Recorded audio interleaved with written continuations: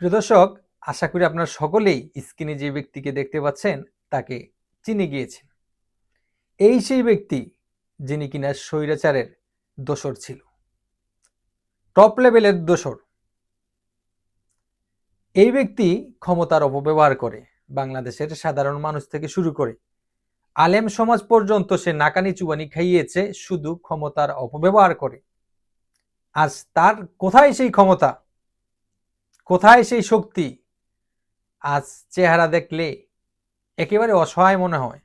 তার থেকে আমাদের অনেককেই শিক্ষা নেওয়ার প্রয়োজন, যারা আমরা স্বৈরাচারী হওয়ার চিন্তা ভাবনা করি, এখনো স্বৈরাচারী হতে চাই। তার থেকে শিক্ষা নেওয়ার প্রয়োজন। ক্ষমতা চিরস্থায়ী না, সেটা চিরকাল থাকবেও না। আর যেই শক্তি দিয়ে আমি মানুষের উপর অত্যাচার করি, জুলুম করি, সেই শক্তিও আমার চিরকাল থাকবে না, একদিন ফুরিয়ে যাবে।